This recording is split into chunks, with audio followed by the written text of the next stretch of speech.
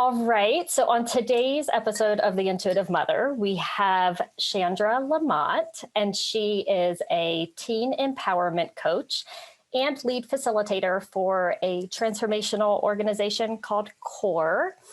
And she holds a special spot in our family as she has actually had some personal work with our daughter. And I'm super excited to have you here today and chat with everyone, because I know for the past 6 to 9 months, I have learned so much from you working with our family that it only made sense to me to have you pop on as a guest of the podcast and tell us a little bit about you. And then also we'll get to chat about how you see motherhood and how it's playing into the girls that you work with in your coaching private practice, and also how you can pull all the transformational work that you do for CORE into your work. So tell us a little bit about you. And thank you so much. Yeah. Oh, you're so welcome. I'm so excited to be here. I love you and your family. And just to start off, I want to say I think that this podcast is so important and necessary. So just thank you, Angie, for starting this, and the work that you've done within yourself to really create this. Yeah. And so,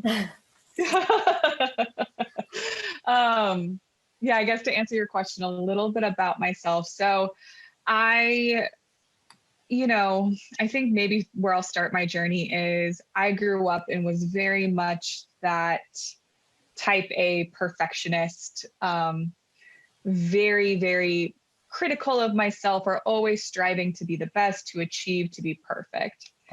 And, in many ways, I would say society very much rewarded me for that as I was growing up, either around the way I looked, around the way that schooling, whatever else. And even it was, in my little teenager head, it's also how I received love and safety from my family and my parents even, was, they're happy when I get good grades, so this must be a good thing and I'll continue this. And so that eventually led me to Berkeley, where I became incredibly inspired to become a teacher. I just felt like education was such a transformational tool to be able to use with young kids. And so that's when I became a middle school teacher in Oakland. And I was specifically a resource specialist. So I was a special ed teacher, but that basically meant I was working with students with mild or moderate learning disabilities. They were in gen ed classes all day. They just had one period with me, an elective. And so what was so cool was I got so much freedom in that job. And because I got to create whatever I wanted to in this study skills class that I taught and in supporting them. And that, I think, just really fostered my deep love of teenagers. I even was lucky enough to cycle through with, I had a group of 6th graders I worked with my first year of teaching, and cycled through with them all the way to 8th grade. Wow. And just be able to grow with them and work with them. I just learned to love teenagers so much. I got to see, a lot of the gifts that they bring, the way that they are observing the world, the way that they are, solidifying their own individuality and a sense of who they are. And eventually what that led me to was, a lot of my time in teaching, I was doing a lot of my own personal growth work and transformational work. And that's when eventually I realized that the work I was doing as a teacher, the things that I loved the most were actually not the things that were my job, nor what I was supposed to be paid for. I was supposed to be writing, individualized educational plans, to be supporting them a lot in creating book reports, doing well in school. But what I loved the most is when they would have, have to navigate the emotional ups and downs of being a teenager, when they would have to navigate turmoil in their life, or even relationships with an adult or a teacher in their life. That was what I loved the most. And so after I went through leadership training, got trained in how to coach, that's when I became a teen empowerment coach. And since then, have worked with I love working with teen girls. I love working with teenagers. I love working with families. And it is just, I feel really grateful to have this role in a family as well. I'll say that, because I think this is such a special and unique time for teenagers too, where they're both like pulling away from their parental figures in an effort to assert their individuality and who they are. But they also need guidance and support. They need someone that they can talk to. So like, I feel it feels like a very privileged role to have, to be there supporting them. Yeah. So yeah. I can say, I mean, my goodness, there two things came to mind as you were talking. I remember sitting in our older daughter's 6th grade orientation and the principal saying, the teachers you see here working in this school want to work with your teenage children that are 6th grade, 7th grade, 8th grade. These are years that define them. These are the years that they break into their individualization and break away from mom and dad a little bit and become the beginnings of who they truly are going to be. And these teachers want to be here. So I was thinking, as you're saying that, like, you love middle school age kids. And I used to always say, like, I love these years. Like, I don't know. I mean, everybody tells you that you're going to, like, the mom of a teenager, it's going to be all eye rolls and screaming and doors slamming and, sneaking out at night, secrets or whatever. Yeah. And I think I was scared, although that's not how I was as a teenager. I was still scared, but then I was like, what if that's not the case? And what if we embrace who they are? And like, it's okay for them to express themselves a little differently and like not always look at it as a hit on me or their dad or whatever. So I love that you love working with that age group as well. I think I will always look back at motherhood, and these will be the years that I think were the most defining for our family, for our daughters, and for myself as a woman.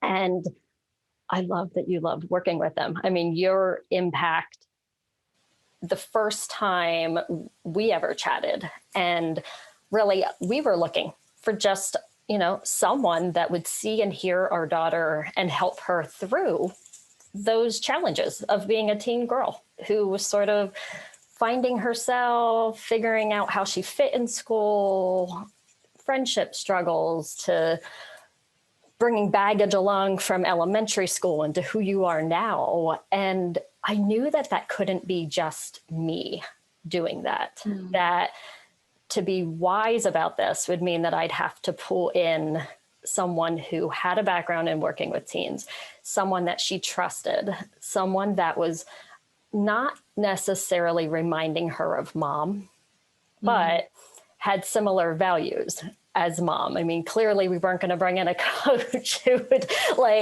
we'd be totally different ends of the spectrum as to how we would, help her through things.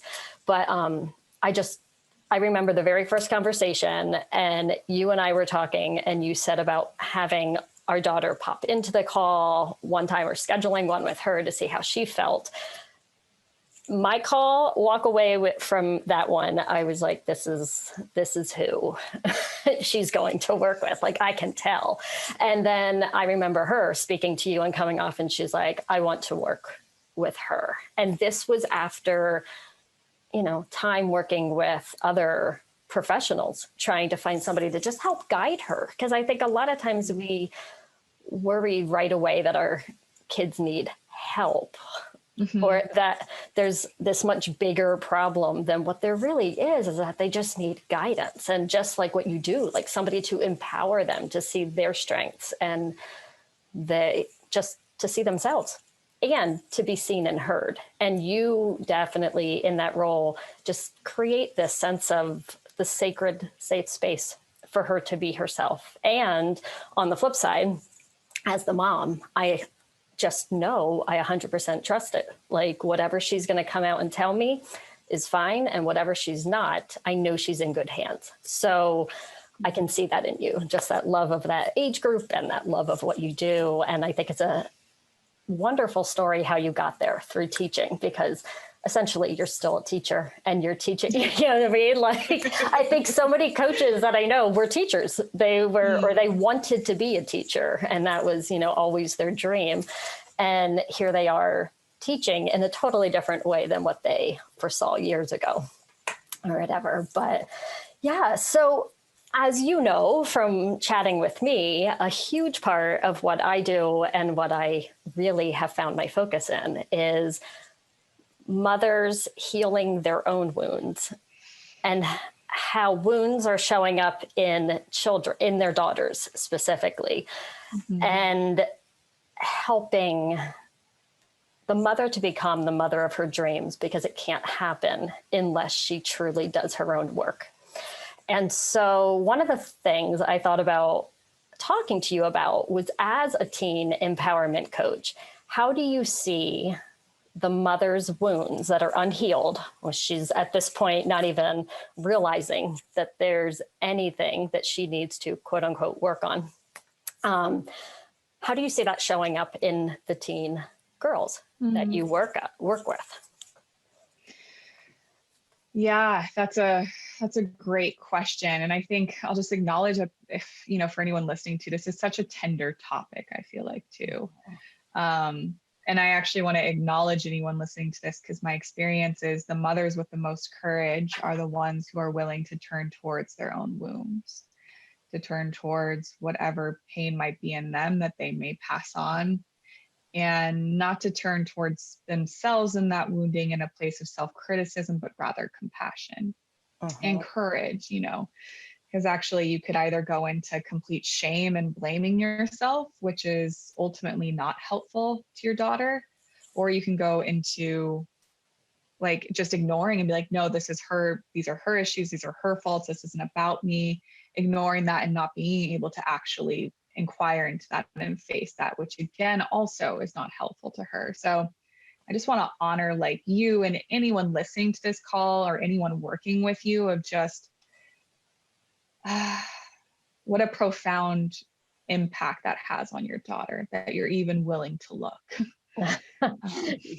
Yeah, no, thank you. And for everyone I work with, that's what being willing to, I always say, sit in the stillness. Little did I realize that stillness was going to lead me to my healing, that if I could sit in the stillness and be present in that moment with them, that I would discover what was really coming up and coming through, and what was passing on through me to them.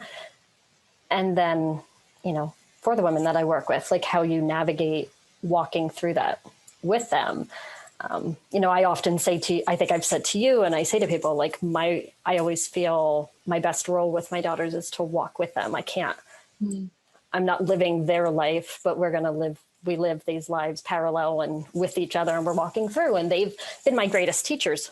And I think most mothers will say that have, especially those that have done some work and discovered, is that our daughters, our sons as well, I'm sure, but my daughters, I know, they are our greatest teachers, and they lead us to what needs to be healed. Yeah. And that's where it becomes like, where are you seeing those unhealed patterns? What things are coming through for the daughters? Because you have a wealth of insight to that. While I work with the moms, you work with the teen daughters. So you have a wealth of insight as to how that comes through for the daughters. I just know for my two. Yeah. So I think, some of the key ways that comes through is typically within your daughter, there is going to be either an absorption of your wound, meaning they will take on also the strategies that you use to try to protect that wound. So for example, right, let's say one of those woundings is body image, and the way that you relate to your body, which is such a common wound for women in our society based on how society treats women, objectifies women. This makes sense. And you will see women or girls absorb those body image issues from their mother, because unconsciously,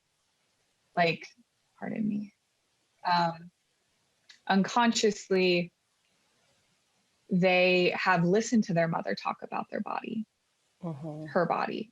They listen to their mother compare herself to other women's bodies. They have listened to their mother even talk about dieting or comment on her own daughter's body. Like she has taken all of that in, and typically she absorbs that, where then that becomes how she relates to her body. And so that's one key thing I often see, as well as it can be in relationships, romantic relationships, particularly if, you're in, let's say you're in a heterosexual relationship or one with a man. Like if she's also interested in relationships with men, she will probably mirror what she saw and absorb and take on those woundings with men too, that whatever the mother had as well. Or sometimes she will respond in the exact opposite way. So it's kind of this polarization that you often see. So an example is if one mother has a real wounding around, her own parents and how they were really didn't give her any guidance growing up. And so the only way that she can cope or deal with that was to exert a lot of control over her life, be a perfectionist. Then what you'll see is the daughter will end up sometimes either becoming that perfectionist too, or will actually become the antithesis of that, where she's like, screw school, I don't care about any of that, like has a messy room, just doesn't care. And this is what the mother has learned. Okay, this is how I find my sense of control or safety. And so it will like push up against that a lot, which is often where you see a lot of the fighting as well.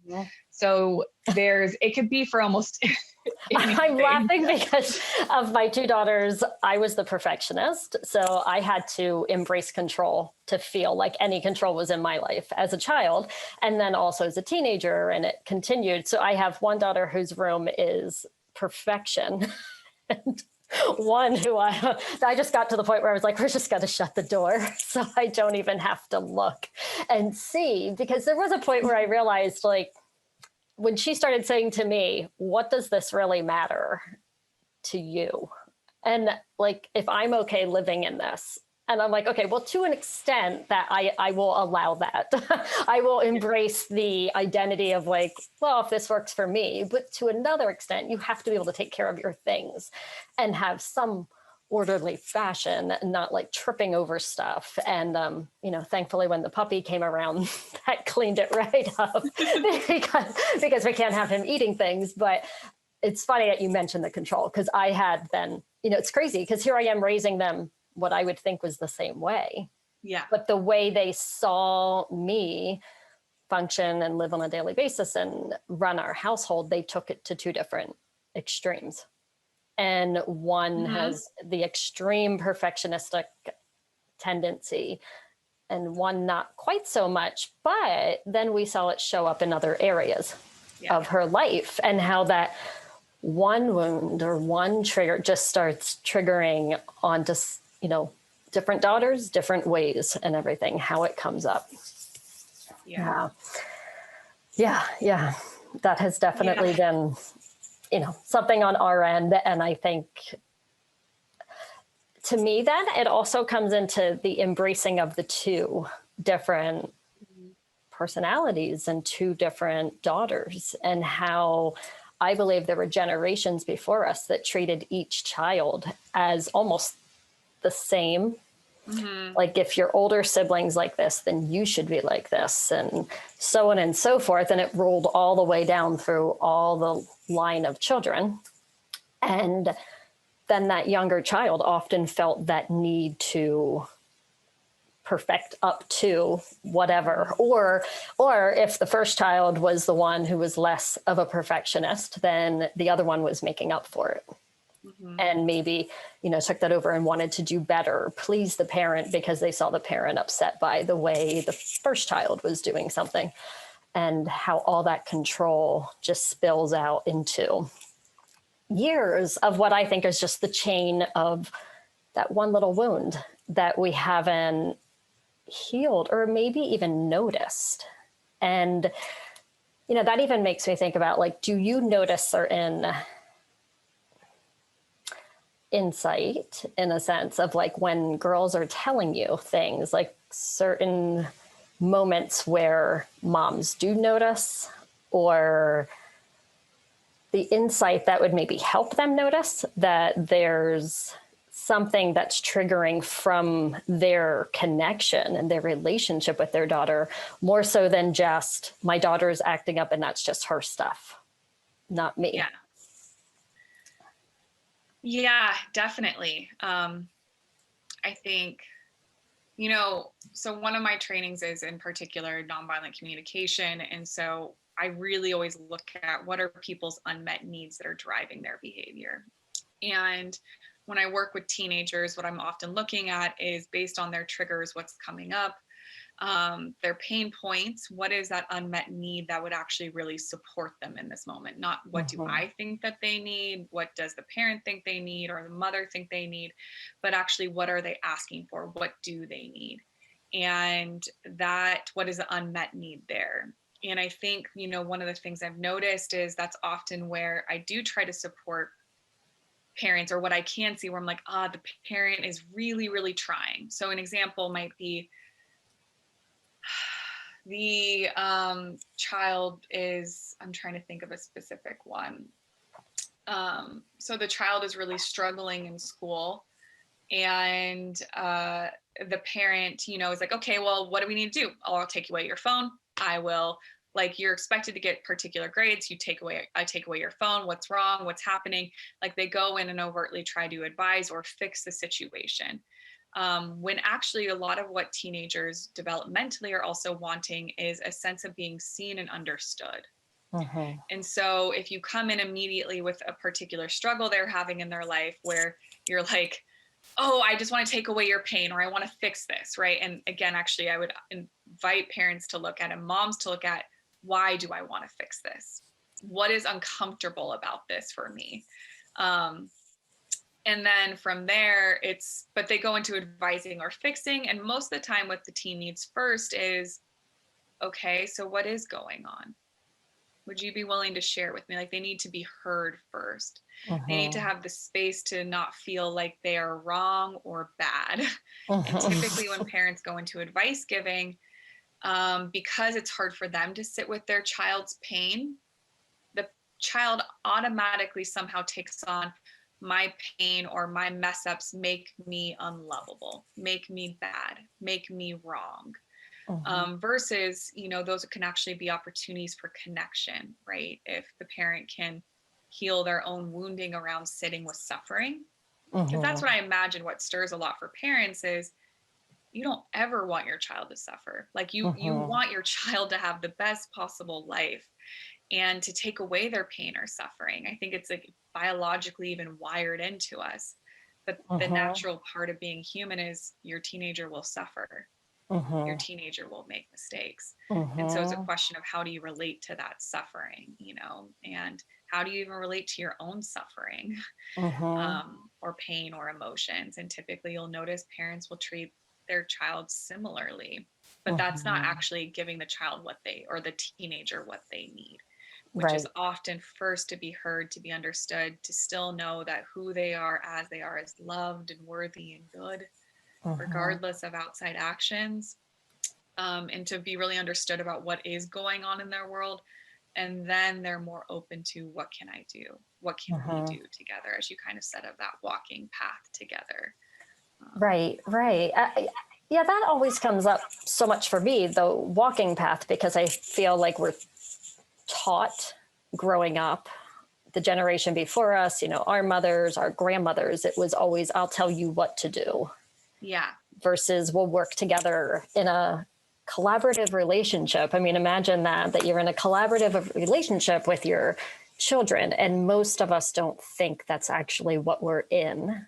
Yeah. But if you take a step back and look at it, that we're both on our own journey, our journeys met. I'm your mother. I'm here to guide you and give you love and support. But I will also allow you to explore that who you are. Otherwise, we continue this cycle. I always said to my daughters, the reason I went gung-ho into my own healing was that I wanted to stop the cycle, that they would not be 40 and wondering who they were. Mm-hmm. that would not get passed down, because I could not even count on just my two hands how many women I knew who were expressing their feelings that were, this is before coaching, like they were my friends, they were acquaintances, and they're like, yeah, I don't really know who I am. I don't know what I do. I'm not sure. And then we become so obsessed with controlling who our children will become that we don't even allow them, our daughters, even our sons, to explore who are they really, who do they really want to be. And, we had one of our daughters walked away from a swimming, school swimming competitively for years. And I know that that could have been looked at in some families or whatever. It would have been like, wow, you just put in all that and now you're just going to up and walk away. That's a failure. That's you're giving up. The list goes on. And I mean, you see it portrayed in movies. I'm thinking about even one of her favorite movies was always High School Musical. And in that movie, Troy walks away from just being a basketball player to embrace this theater side of him. And it was probably one of the first movies I remember watching as a parent where you saw that, like the turmoil of the teenager as to how to have that discussion with their parent. And, I always wanted to give that to our daughters, that if at any point this is no longer your dream, we will support you on your dream big time. And we will be at every swimming match or every performance or whatever. But when you decide that your dream is something else and you're exploring something else, then we're going to walk with you on that path. And that cycle of seeing them, it's just when you say like their unmet need of being seen and supported, and just that seen and heard for who they are, is something that I believe my generation did not necessarily have as much. So it's hard. It was a hard lesson to learn to just sit in the stillness of seeing and hearing them in their pain. Because like you said, seeing your child in their pain is your pain as well, as essentially it probably also happened to you in some way, shape, or form. So it exemplifies that childhood trauma of your own life, but then you're also their parent. And as a parent, as infants, you take away every pain they have. They cry, you try to feed them. They cry, you pick them up. They cry, you're constantly trying to meet their needs. And then suddenly you're supposed to, you realize this isn't the best, that they need to experience some of that suffering, and that it will help them grow and learn and also identify who they are. And but sitting in the pain is definitely hard. And I had to have many of conversations with friends that were principals at elementary schools, and just saying things like, this is what's going on at home with, this daughter. Are you really listening? And then they would always say, are you really listening? Like, do you really know what they need? And you think you do because you're the mom and you think you know best. And it took, a few years of recognizing, wait a minute, maybe I don't know exactly. Maybe I'm fixing so quickly because I do want to take away their pain. And, I just shared with another mom who's going to be on the podcast in a few weeks that every mother, I believe, wants to be the mother of their dreams when they become a mom. And that was me. And not that my mom was not, but I feel like we either look at our mom and there's some stuff that we want to either be her exemplified, like even bigger than her. Or if you didn't have a great relationship, you want to fix all that and be the mother of your dreams. But every child also they don't come into life wanting to fight with us all the time and have those harsh conversations or screaming, especially like teens. Like that's not what they don't want that. So then it comes to a point of, I feel, on the journey where you start exploring what's really going on here. Why am I triggered by what they're going through? or whatever, whether it's body image or school or bullying or the path they want to take, college, not college, or whatever. Why does all of that anxiety, just everything? I mean, I feel like in my own motherhood, there's been a lot of lessons along the way that I didn't think would come up because they weren't ever on my radar. And then when they did, I'm like, oh, okay. And then I realized, oh, that's also a wound for me. Like there's something that is unhealed in my own life. And for many, many years, I didn't even realize they were wounds. It was, you know, I had to sit with the recognition of actually when the wound is being poked at. I think I've shared that with you before, that I either say like my wound is either being poked at by a chopstick or cut at with a steak knife, like depending on how harsh the wound is or how big the event is that my daughter is going through and how that feels for me. Sometimes I'm just being poked and sometimes it feels like somebody's taking a knife and stabbing at it or whatever. And it's harder to sit in that. But I had personally seen the transformation of sitting in it and walking through it with them, which is what then became the momentum behind the awoken mother, the intuitive mother, and just intuitively following where you're led with your child and also teaching them to intuitively follow their inner voice, their, you know, inner knowing that is not always, it's not mine.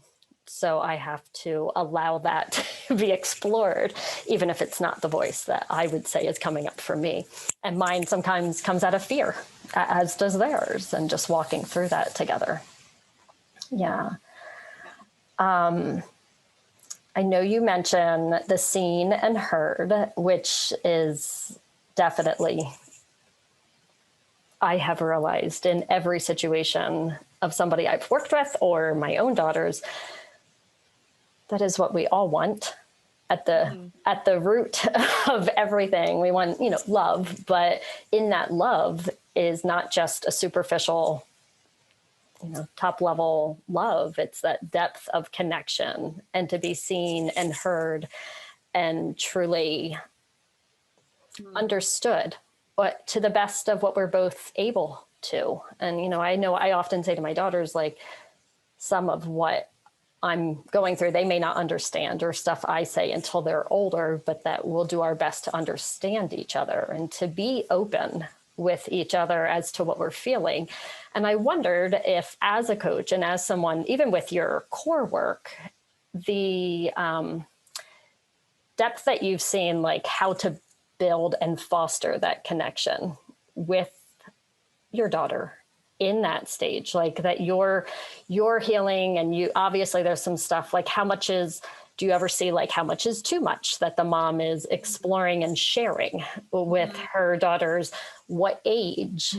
I feel like I'm a very open book with my daughters, and obviously not completely open, but open to the extent where I think some moms tend to want to hide like some of their past and their past experiences as to not burden or expose themselves either. But if any of that ever comes up in your work where you say like how to foster that connection, how to go deep in your own healing and share that with your daughter and walk through that with her, if that makes sense. It does. That's a great question. That's a really, what I would probably say is it's a fine line to walk, because I think, and so it's always coming back to and looking at for yourself, what draws me to sharing this? Is there, what are some of my motivations? But I do think there's this piece of, mothers that hold all of their stuff in, their daughter will unconsciously get anyways, to be honest. Like she will unconsciously know what you are going through. So if you don't talk about it, then actually what she learns is we don't talk about our pain here. Or maybe it's what she learns is you talk about everyone else's pain except for your own. So we can listen to everyone else, like a mom might listen to her daughter a ton, but like hold back everything in herself. So that daughter takes on, okay, so this is how I'm supposed to be in the world, right? Is I give love to others, I caretake others, I listen to them, but there's no space for my own reaction.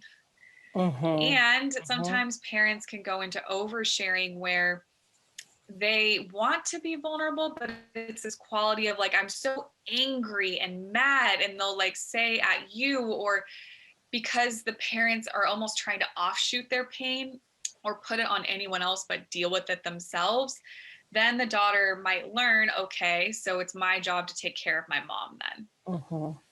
You know, it's my job to take care of her or become the parent in that situation. So if you are sharing to the point where you are sharing so that your child makes you feel better, so that your child makes you feel loved, right? Because they are this source of unconditional love, that's not a healthy place to share from. But if you are sharing from love, like we're both on this journey together and I want to like share what I'm going through consciously, right? So you get to hear about my process and hear how I am processing this. That feels a lot different than trying to use your daughter for love, which is bound to happen. I'm sure, you know, when I become a parent, I will do that too. You know, like it's just, these are human things. Or trying to shield your daughter from pain that you are experiencing, but she'll sense it, she'll feel it. And, you know, so I think it's how do you share it present, like in the present moment, present with yourself, where you are able to be with your own suffering and emotions or your own process and share that with her. But it's such a beautiful journey for her to hear. You know, I'm thinking of an example might be like is it okay if I share an example that you use that I heard about? Sure. Yeah, no. Yeah, we're a pretty open book on the podcast. Yeah. The girls are always like, so what'd you talk about?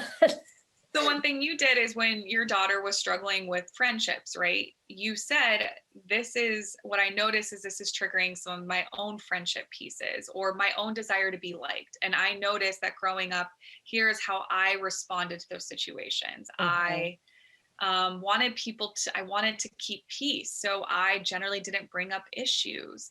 And that's sometimes what I want to tell you to do, right? Because I want to tell you to heal these things, but I'm questioning for myself, is that actually what's best for you? So you shared about your process and what was going on and what touched in her. So she got to hear, like, one, what does it actually look like to heal our wounds and to reflect on them and to sit in that stillness, which is so important for that to be modeled for her. But then she's also given permission to not have to, like, to find her own journey in this. So then I think she said afterwards, she's like, well, why is it that I want to pull away so much though? Like, why am I so not wanting to make peace in this situation? And okay, so I have an initial reaction of anger. Is that healthy? Maybe I'll look at how my mom or sister would respond and see if there's truth in that. Like it helped her process what was coming up for her around this.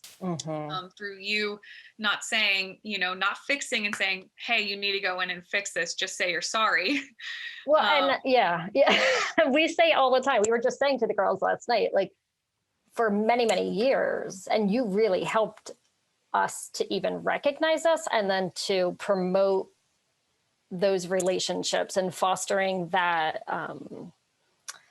anger or confrontation differently. Because for years, my husband and I are both we were people pleasers in a sense. We didn't say much, if somebody walked all over us as children and everything, fine, whatever. We just wanted friends. Yeah. So if she had issues, we would say like, well, they're probably going through something. Yeah. Maybe they're having a bad day. It's okay. You should do this. You should do that. And with her working with you, what became, first off, you should, the minute I say you should, I should back up and be like, why am I telling her what to do at this stage in her life, anywhere from, gosh, I mean, I don't even know when I should have started that, but I know for sure, like now 10, 11, 12, 13, 14, 15, you start to establish that they have a good sense of mature decisions on their own. And even if they don't, it's okay to choose something and realize later that wasn't the best choice for them, as long as they're making that choice and we're not dictating it to them. So we had been so used to saying like, well, you should give them another chance, or I'm sure they didn't really mean it like that. And then with her working with you, she was able to explore, this is okay and this is not okay. Like, this is not okay. It doesn't feel good for me to be treated this way. This is not how I'm going to allow someone in my life. And I think she would always talk to me about like friends that, like, you could keep this friend at this level friend, but not this level friend. And these are the ones that you really let in. And these are the ones where, okay, I'm friends. And I think, I would always say those were more like, well, I can be civil, but truly, I'm not going to let you all the way in. And, that's really helped with her to explore how to approach those of her own triggers and how to navigate the friendships. And, because friendships are huge with teen girls. And I've had to be honest. I mean, even with our other daughter, who will often say things about friendships, I will, try to share that I did not have 15 best friends when I was a teenager, and a lot of times I will even hear women say who had 15 best friends and these huge groups in high school, that they really weren't truly deep friendships. They were very surface level, and it was just high school. And that your best friends will come as you actually learn who you are more, and you step into that and you express yourself. And then down the road from that, you'll attract the like-minded people into your life, and your friendships will feel like they're overflowing with really great influences. But until you're on that path, it can be tricky. You can feel alone sometimes. And so that's when you're quick to, as a parent, I think, want to fix that for them. Like, oh, hey, it's okay. They can do that, but they can make you feel bad, and you can still be their friend. And it worked well in our family to share about our past, but then also allow her to navigate what is okay for her.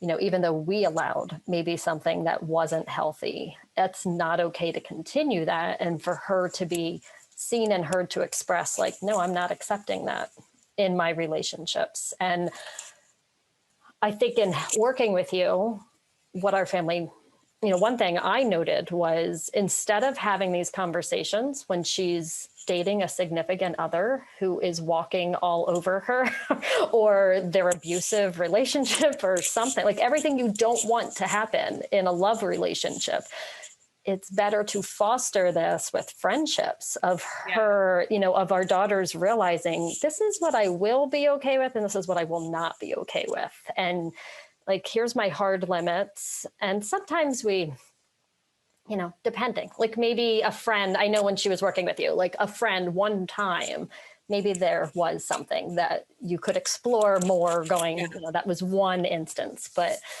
to note those patterns. And we would often talk to her about like, learning to do this with friends is going to be so valuable as you get older and you're in a romantic relationship. And now, like, this is okay and this is not okay. If you don't see me and hear me and note my presence, then that's like a hard limit for me. Like, I need that and I desire that. And it was definitely helpful for her to understand and feel supported by not just mom and dad saying that and sister, but like being supported by you and starting to understand her own needs better to support what she was voicing as what was hurting. Yeah. I think that's such it's because it's such a hard line, right? But you're right. I think that's such a great piece, that our friendships are this training ground for romantic relationships. And what do we settle? Do we placate? Do we please? Do we shut everyone out? Like, how do we, what do we actually need, and what constitutes a healthy relationship does have so many overlaps and parallels with friendships. And I will say, when I work with teens, a lot of, she's referencing, I say, like, we have 3 tiers of friends, or 3 circles. I'll say you have your inner circle, which is the people you fully open up to, right? There is trust there. They have established that trust. and there's equal give and take. And these are the people that are your best friends. And then you have your close friends. And these are people you might not share everything with, but you also prioritize, you spend time with them. And then you have your outside friends, which is more of your acquaintances. They might be in the friend group, but you know, we don't have to share everything with them or prioritize them because they're not the people that, you know, we are closest with. And so I would just ask her, like, where do you think this person falls? Rather than me trying to guess for her. And then from there say, okay, so do you think you're appropriately treating her at that level? Or do you think she has the chance to become at a different level? What would you need? And just constantly looking at those questions. So then, and then saying to her, so how might you respond then? Because I also have that people pleaser in me. I was very much a keep the peace sort of person that stayed with friends until I was just me. So like, that is hard for me sometimes when it's like, oh, just forgive them. But I have to like actually ask them, well, where would you put them? What's going on for you? And, you know, and is it actually healthy in this moment to say, screw you, I'm done? Right. Well, let's look at that. You know, have you given them an opportunity to meet your needs? Have you communicated this? You know, and is this a person though that's even worth the effort of communicating that with? Like, have they established some form of trust with you where you're willing to open up and say, here, this is actually what I'm needing. Right. So we just help try to discern where are they at in that, which is great because then it's like, okay, I don't have to, which I think then becomes such a good inquiry for the teen. And I think that this is what's so good for moms too, is just like you did, notice where is my gut reaction? How would I respond if I was in this situation? Just be willing to acknowledge that and then question that. Like, is this the most needed in this situation? And what's my fear if she doesn't do this? Exactly. Like, what pattern?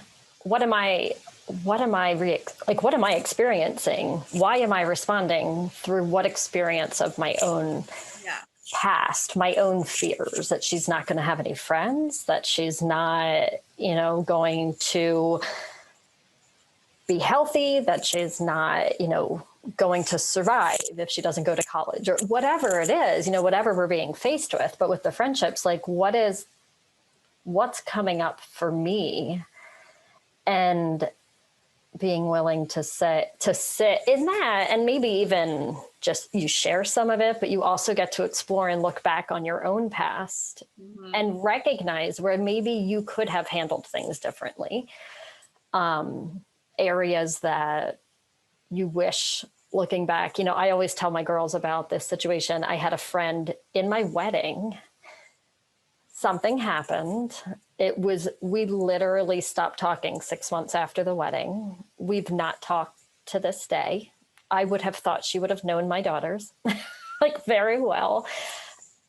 Could some things have been approached differently if we had been both taught communication and both been taught or exampled, especially just stating our needs, or like just having a mature conversation about what was hurting, even if we were willing to explore why we were hurt and sharing that, instead of pushing all the hurt down and then it blows up into this nasty anger. And, you know, I know for myself, but I feel like a lot of girls that are teenagers right now, their mothers likely experienced their mothers just push it all down. You know, don't share your feelings, don't share what's causing pain, because if you share that, they're going to leave you. They don't want to know, you know, your friend doesn't want to know, that relationship didn't want to know. You know, you wouldn't even share to your own mother what was really hurting, because you were afraid that they, you know, that you were being judged or that they didn't understand. And to me, I always feel like one of the greatest things to do is just to try my best to put myself in where they're at and understand. But the only way for that to truly occur is for them to share their pain and then sit with it and guide them, while also recognizing, how is this coming up for me? And sometimes I need to do that on the backside by myself before I share with them how, actually, if I'm quick to share how that's coming up for me, that to me is a sign that it's not time to share it, because I haven't processed what it really is.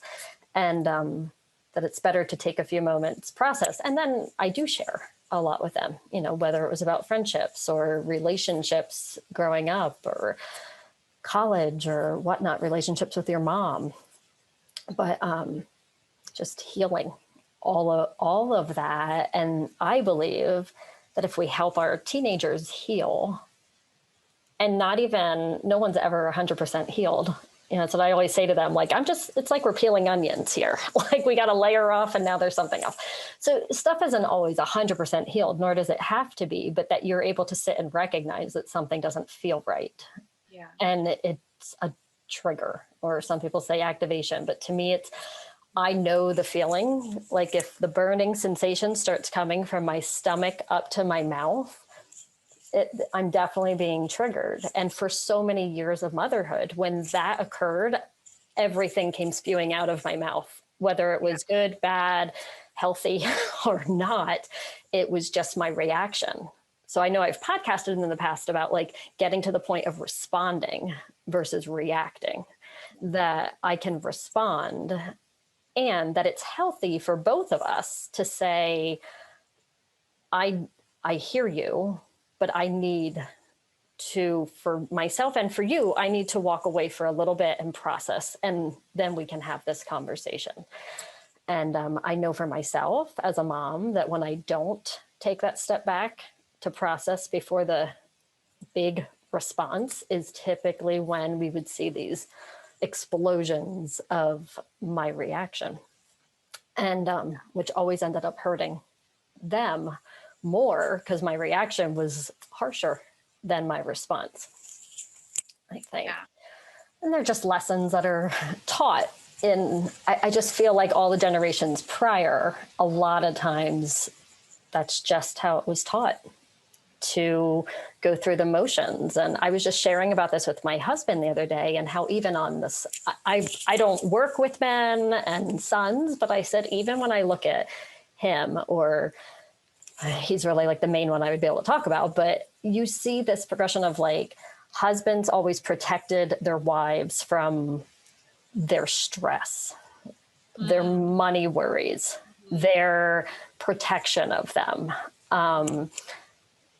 And so now you have generations of these men still holding these wounds of, I have to protect her. I have to, like we're not strong enough to help ease that burden.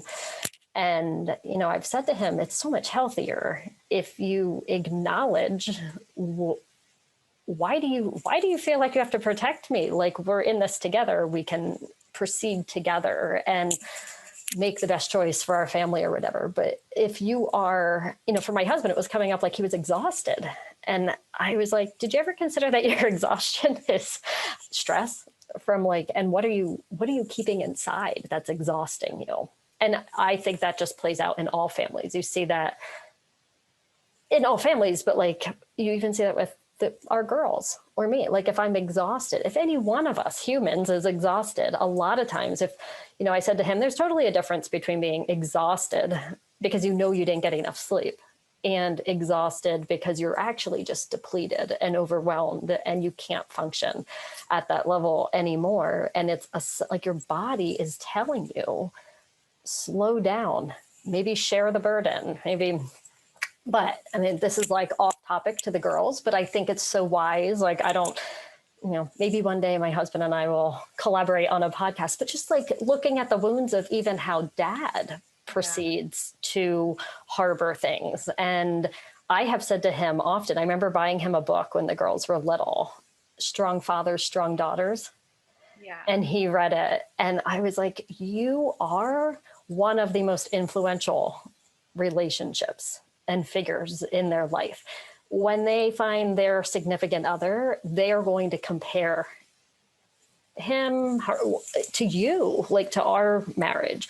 And so even in time, exploring how that wound comes up for the dad, what's coming up and playing in. But most of with my daughters and I, our work, and most of what I work with other women on, is the mother-daughter connection to that role. But really, I feel like once the mother starts awakening to how to heal her own wounds, then it helps the daughters embrace that. And like I said, then they're not 40 years old and still starting from the very bottom of like, oh, this is hurting my daughters. But then again, that's when you're willing to make change sometimes, because none of us have children to want to harm them or say something that would be hard for them to navigate or whatever. I always say to people, I wanted to be the mother of my dreams, and I never, ever wanted to hurt them, which is why sitting with their pain was one of the hardest things, because you knew in the deep down, some of it was your doing or what you had created with them because of what you had brought with you. So, yeah. And I know you and I both love Glennon Doyle, and I share this with you all the time, that she has like some quote out that says, we have to mess up as parents so that when they're 40 and they mess up, that they realize that's okay because mom messed up and I came out okay. And I always think it is knowing that, acknowledging to them that we have maybe reacted versus responded, maybe given them advice that we should have allowed them to guide from their own inner knowing. Acknowledging that is far greater a lesson that will be remembered than the lesson of like, whew, mom just blew off the handle and I don't like her for that. They're going to remember the healing part of the lesson, that like if we back it up and say, I know I didn't show up how I should have and how you needed me, and I didn't create that base foundation for us before, but it's okay. We can go forward from here. And I think that's always a wise thought of, even when we look back at our own past relationships with our mothers, our grandmothers, or our mothers and their mothers or whatnot, that we were always operating from the best we were able to and how we were taught. And so it's just that in that moment, that's where we're coming from. And then when you're willing to see what doesn't feel good any longer, and willing to look at our daughters and see that they are here to teach us where we can, where our greatest healing lies, where our greatest needs lie and our greatest dreams lie, is that they're here to mirror it back to us, is, I believe, one of the moments where then you realize and start to heal that bond and that relationship with them. Yeah. Yeah. I completely agree. I mean, I just want to echo that. Like, in no way actually is the most effective parent the perfect parent. Like, I think that the most effective parent is a parent that allows and embraces their own humanity and allows and embraces the humanity of their teenager. Because I think that that's all we're all really wanting is like, will you love all of me? Will you stay with all of me? Will you acknowledge and hear and accept all of me? And I think that when, parents can say, hey, I'm sorry, and own that and come and respond with that, then your teenagers get to, one, it actually heals something in them. Because most teens, they know all this. I'll just say, like, they're very aware of what is fair and not fair. Right. And they, like, if you react in a way that goes, like, you might say something, but you do something else, the example of saying, well, I love you, but then go into like fixing, like they feel that incongruence, right? I mean, the I love you is what stems the fixing, but oftentimes those two messages are like, I love you as you are, but if you're fixing, then technically do you really, is what they question. And so they already see it. So when you can actually acknowledge it, it settles something in their nervous system where then they do really actually feel seen and heard. And it teaches, it heals something in them. It actually makes a more secure attachment. Mm-hmm. You know, with like attachment theory, it's like this idea of secure attachments when we meet everyone's needs, but it's even deeper than that. It's where when there was harm that was caused, the needs weren't met, that there's some sort of rekindling and Mm-hmm. reconnection and ownership of that is actually what also creates secure attachment and deep attachment. Mm-hmm. And so, yeah, because if you were perfect, then your daughter's going to be constantly comparing herself against a perfect version of you. Mm-hmm. Mm-hmm. And it's, yeah. And then she also learns like that reflection piece. She learns how to take accountability without going into shame, right? She Mm-hmm. learns how to be able to acknowledge the pain she's caused in her life. It just builds so many things from being able to, I think, be able to apologize, and just from even making mistakes and then owning it. Like Mm-hmm. that in itself, I think, is actually the biggest gift you can give your daughter, because then she learns, because she loves you. Mm-hmm. So then she learns, Yeah. okay, I still love my mom and she shared this with me. So maybe I'm still lovable too, Mm-hmm. if I make, Mm-hmm. you know, Right, right. I mean, they absolutely, 100%, the love between the bond between a mother and a daughter. And I say that because I don't have sons and I know it's a child and a mother and whatnot, but that mother daughter and the recognition when they're teenagers that you are carrying a part of your mother with you. And just to establish that bond is so deep, and you will walk with each other for as long as you're both here. And mothers wish they are here to see their daughters grow old and become even grandmothers or whatnot, but it's so profound. And when you mentioned the rekindling, I truly was reminded that like it is possible to feel as the mom, oh my gosh, I'm off, like I have led us to a bumpy road of a foundation. Our foundation is a little bit cracked at spots, even when you don't think that it is, and then able to sit in seeing and hearing them without interrupting to reestablish and rekindle that tighter connection and move forward together. That you have the opportunity to heal what's there and maybe how you were responding when you didn't know better and move forward. And that, like you said, then teaches them that that's available for all of us, that compassion and self-forgiveness I think in all humans is just huge, but in motherhood, it just gets compounded because you have to sit in self-forgiveness. And I've had many a friend say to me, you have to forgive yourself for how you reacted when you didn't know that word was triggering your daughter or whatever. You have to. If you can't get to the point of compassion and forgiveness for yourself, you're not modeling it for them to forgive themselves and have compassion for themselves going forward. So that is, a huge, huge step. And I truly, I look at you and think like, that is why I wish more moms, more families embraced having someone walk with their daughters and leading them that's not just them, that they didn't look at whether it was looking into therapy or a family counselor or a teen empowerment coach or any kind of coach, just someone else to help guide them, because we don't, all of us think we know everything when we become moms. Like we know what is best for them, but what's best is sometimes they need someone to see and hear them and walk with them to give them the guidance for the words to have the conversations with mom. Because I think, from being a little girl, we're raised that like the person you wouldn't go up against is your mom until they become a teenager. And then suddenly that independence hits and it's like, wait a minute, mom.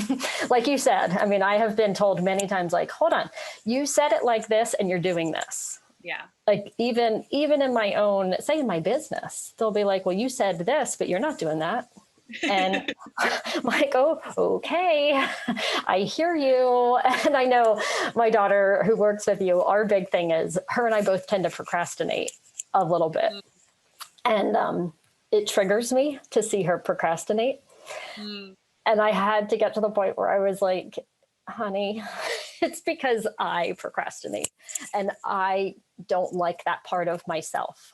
And I don't want you to not like that part of yourself when you're in your 40s and you're still procrastinating. And I wish I had had a little more like oomph, like pushed around in me when I was younger to embrace like not procrastinating, or why am I procrastinating? Mm-hmm. Like to dig deeper than just like, oh, you're being lazy. Yeah. But no, what's really going on? Like, why are you afraid? And then I have like those conversations with her. And then my oldest daughter will be like, you're not doing this because boom, boom, boom. And she like nails it. Like she 100% knows, like you said, they know.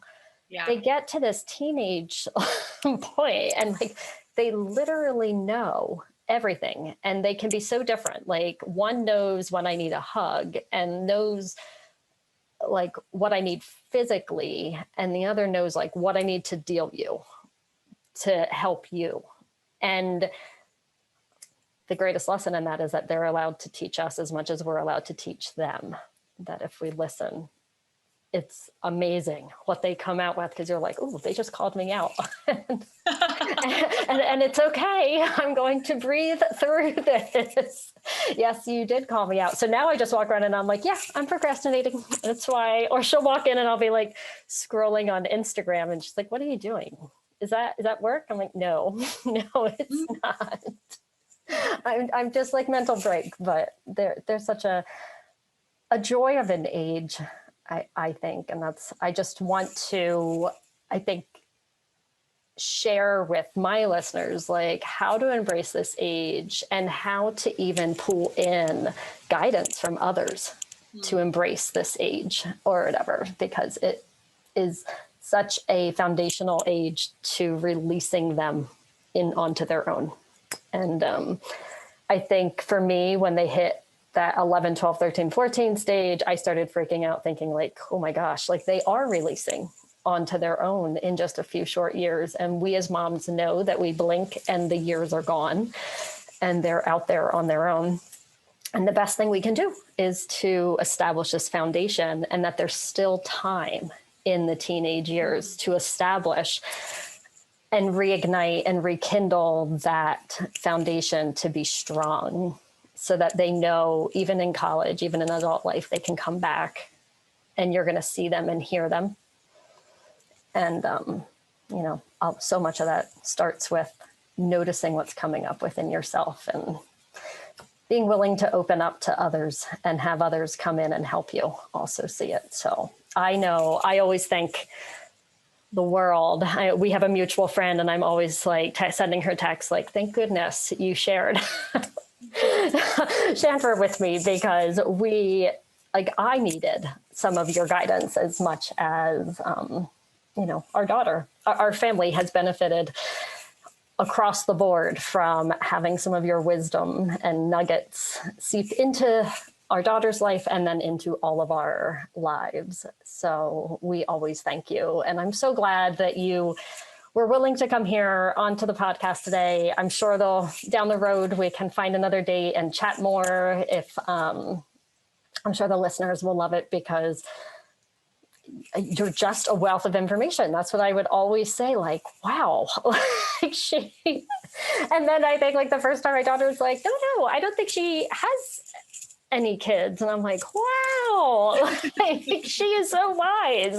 Like she's like an old wise soul. And I know that that's why she loves you, because she's also an old wise soul. And there's so much depth to just the background that you bring into our life. But then that was why I wanted to have you here, because I knew that you would have so much wisdom to share with my listeners to really help guide moms that are in the teenage years, where we often think it's the most difficult. But it's really not, if we slow down and embrace it as it is and embrace them as themselves. And of course, do all the healing along the way and allow them to show us where we need healing or what's hurting. Yeah.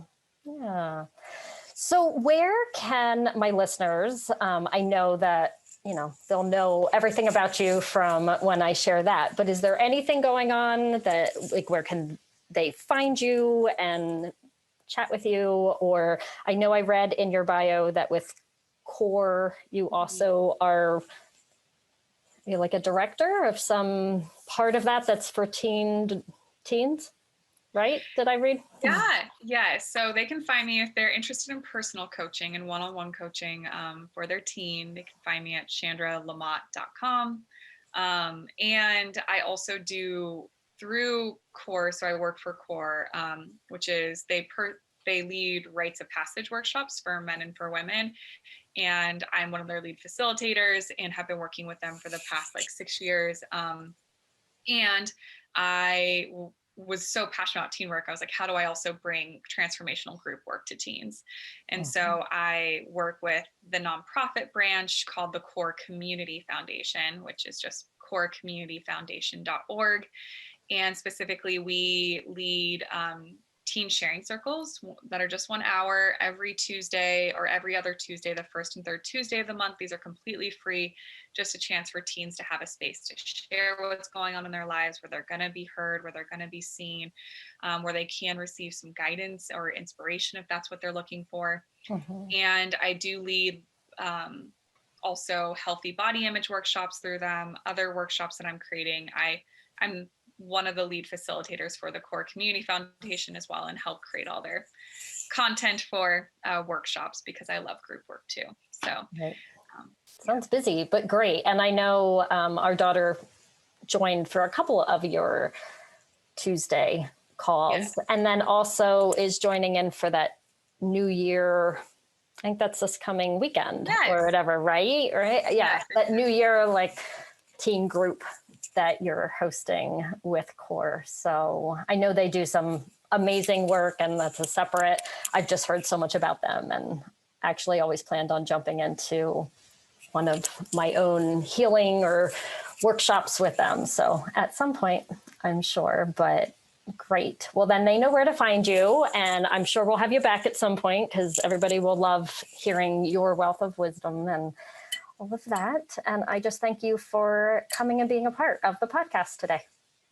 Oh, it's my pleasure. Thank you for having me. I'm happy to come on whenever you want. You know, we both talk so many times about how much you and I click and get along and just really resonate with each other. And I do think so much of it is your willingness to, sit in stillness and to turn towards these wounds and the depth and courage that requires. And again, just me as someone that works with, one of your daughters, I don't take that lightly because I have worked with parents in the past that's just a little too fragile for them to go look at, right? Which makes sense. It's a fragile place to turn towards that. It's a scary place to turn towards that. So it is. And I think it's the place where they need, it's so fragile that the recognition that we both, whether, your daughter may need somebody to walk with her, but that you also, like, it's hard to be alone on that journey, no matter which part of the journey you are or whatever. It's hard to be alone and to be in that space.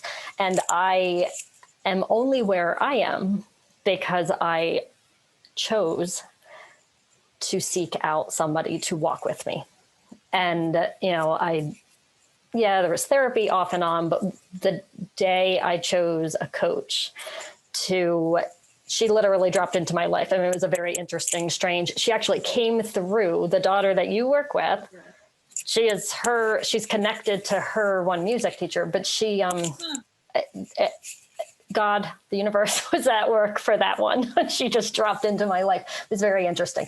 But the day I chose to make a change and to put myself, because I didn't know it was healing per se that needed to be done. I just knew I didn't feel right.